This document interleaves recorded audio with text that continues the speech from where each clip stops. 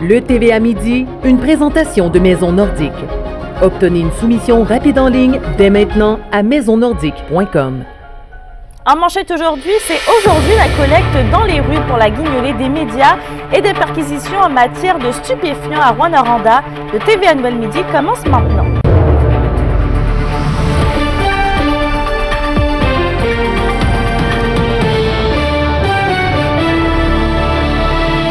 Bonjour tout le monde et bienvenue parmi nous.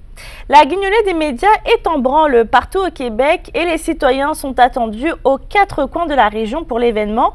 Et on retrouve justement Anthony Dallaire à l'un des points de collecte à Rouyn-Noranda. Mais Anthony, comment ça se passe actuellement sur le terrain? Oui, écoutez, Mélissa, là, comme vous le dites, là, la guignolée des médias est présentement en cours partout un peu dans la région. Et je me trouve présentement là, devant le Walmart ici à Rouyn-Noranda. Et je peux vous dire, l'engouement y est, l'ambiance est festive, les sourires sont au rendez-vous pour cette journée assez spéciale qui, disons-le, tombe à point là, lorsqu'on sait que les demandes d'aide là, pour les banques alimentaires sont à la hausse un peu partout au Québec et dans la région. Mais je vous entends vous poser la question dans nos studios, à savoir, est-ce que les gens ici dans la région sont généreux? Eh bien, pour répondre à cette question, j'ai avec moi Mme Nathalie Larose, qui se trouve être la directrice des communications à la ressourcerie Bernard Hamel, ici à Rouyn-Noranda. Et je me tourne vers vous, Mme Larose, là, parce qu'on sait, on l'attend toujours avec impatience cette journée-là. Comment ça se passe présentement sur le terrain?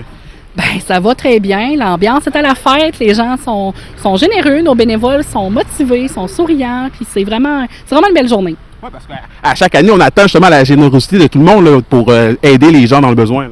Oui, bien effectivement, toujours le premier jeudi du mois de décembre, c'est vraiment la journée de grande collecte.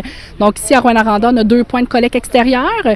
Par le passé, on a déjà eu jusqu'à 5. Là, on en a 2 cette année. Donc on est aux Lumières devant le Walmart Canadian Tire et également sur l'avenue de la Rivière là, devant le Uniprix. Est-ce que c'est peut-être possible de nous rappeler un peu les besoins ici dans la région? On sait que la demande est assez grande. C'est peut-être aussi nous rappeler les objectifs là, de la collecte. Oui, bien effectivement, les besoins, à chaque année, les besoins sont grands. L'alimentation, là, c'est important de se nourrir là, comme il faut.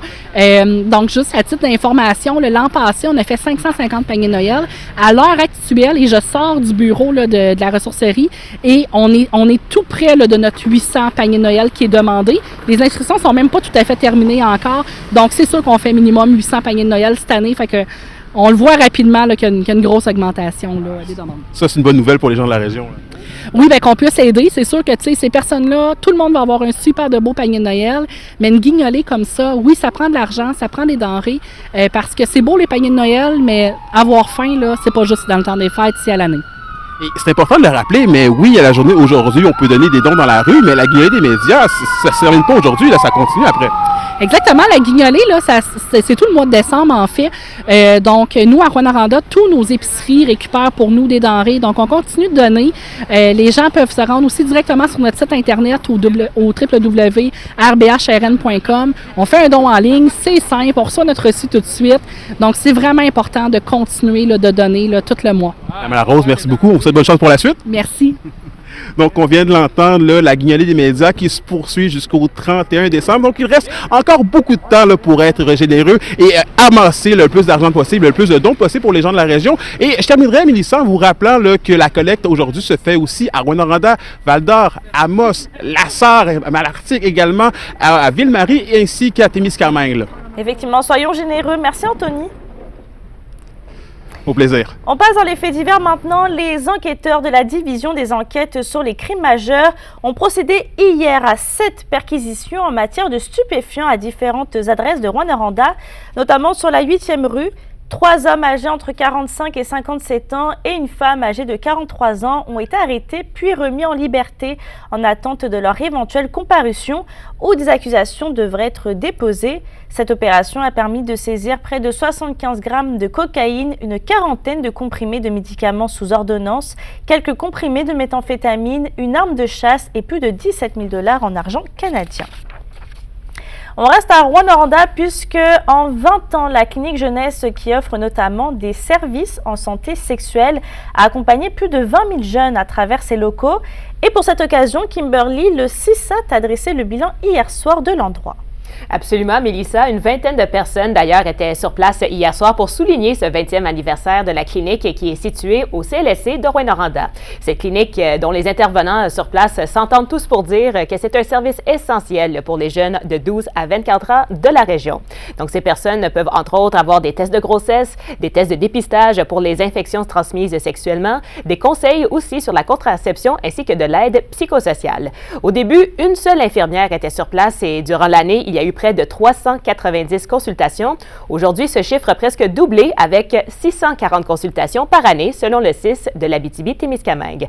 En moyenne, la clinique jeunesse accueille 30 adolescents et jeunes adultes par jour avec désormais 3 infirmières sur place. L'une des raisons de ce succès, en fait, selon l'organisation, est que la plage horaire reste toujours la même.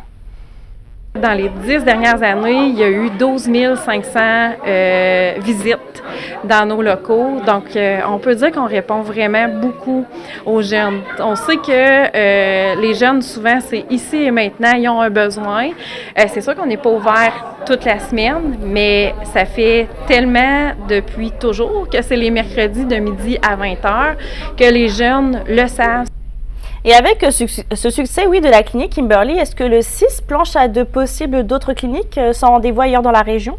En fait, c'est définitivement une avenue à explorer, oui, selon la présidente directrice générale du CISAT, Caroline Roy, mais c'est embryonnaire, donc il n'y a rien de confirmé pour l'instant. Et la majorité des gens qui consultent proviennent de Rouyn-Noranda, naturellement, mais il y a désormais des jeunes de partout en Abitibi-Témiscamingue qui ont également recours à ce service au fil des années. C'est vraiment un impact réel sur la vie de ces jeunes-là parce qu'on répond à leurs besoins au moment où ils sont prêts de le recevoir, que ce soit des services en santé physique, donc par des infirmières ou des services sociaux, donc présence d'intervenants là, sociaux qui sont ici à la clinique. Puis ce besoin-là est toujours présent puisqu'il y a toujours un grand achalandage qui a augmenté à travers les années et les jeunes sont toujours au rendez-vous. Ce soir, au bulletin de 18h, je vous reviens avec un peu plus de détails, avec un reportage complet sur cet événement. Merci Kimberly. Au plaisir. La question du jour TVA, une présentation de Mobilier Bélan qui vous offre depuis plus de 50 ans un service de qualité et un grand choix de matelas, mobilier, électro au prix compétitif que vous recherchez. Du jour, on vous demande, est-ce qu'il y a assez de ressources en matière de santé sexuelle dans la région?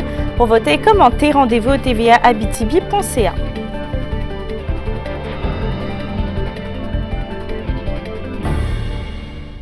Et on va parler de communautaire et social à Rouyn-Noranda. 20 lits supplémentaires pour les personnes en situation d'itinérance seront disponibles au centre-ville en janvier prochain. La demande plus grandissante que jamais selon l'organisme de la Maison du Soleil Levant nécessite donc l'ouverture d'un nouveau refuge dans les anciens locaux du Tigre Géant sur la rue Perrault-Est. Et quant au refuge principal de l'organisme situé au sud de la ville, les places sont maintenues mais certaines seront désormais réservées pour les femmes en réinsertion sociale.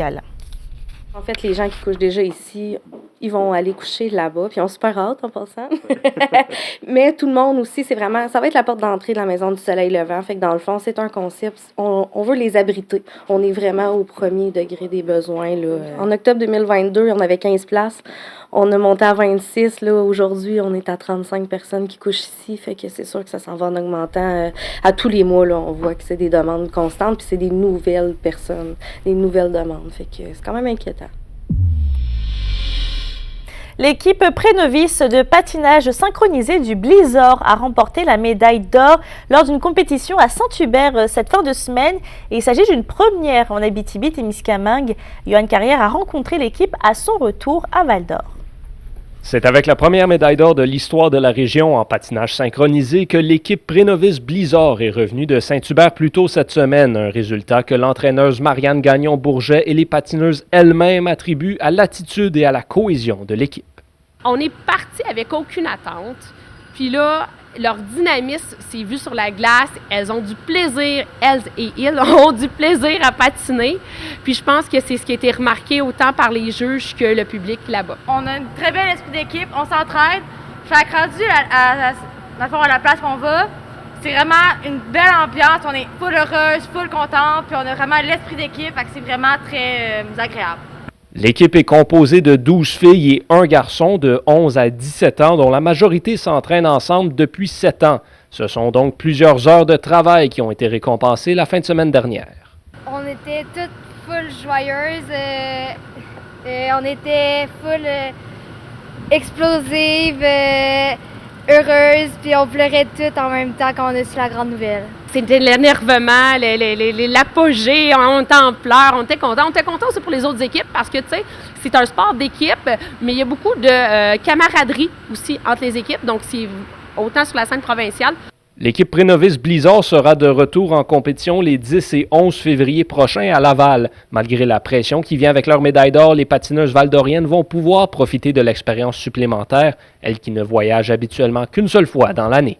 On va travailler les éléments qu'on a moins bien réussi en fin de semaine, puis on va essayer de réussir eux autres qu'on a bien réussi pour avoir une meilleure note, puis essayer de garder notre première position. Marianne Gagnon-Bourget estime que la popularité du patinage synchronisé est affectée par le fait qu'il ne fasse pas partie du programme olympique, et ce, même s'il allie le patinage et la natation artistique, deux sports qu'ils sont. Elle espère donc que la performance de son équipe aidera au moins à en accroître la popularité dans la région. Yoann Carrière, RNC Nouvelles, Val-d'Or. À la météo aujourd'hui pour la journée de la guignolée des médias, on a une météo qui est plutôt au rendez-vous. On va avoir en Abitibi une alternance de soleil et de nuages avec un 60% de probabilité de faible neige et aussi un risque de bruine verglaçante. Au Témiscamingue, on s'attend à de la faible neige avec risque de bruine verglaçante aussi et il va faire un maximum autour de -5 degrés. Pour ce soir et cette nuit, c'est la même chose au nord comme au sud. On aura de la faible neige ou bruine verglaçante intermittente. Côté température, va faire un minimum entre -9 et -4 degrés. On se retrouve dans quelques minutes proche du Walmart de Rouyn-Noranda. Si vous voulez aller donner pour la guignolée des médias, je serai sur place pour recueillir vos dons. Sur ce, je vous souhaite de passer une bonne journée et à tout à l'heure.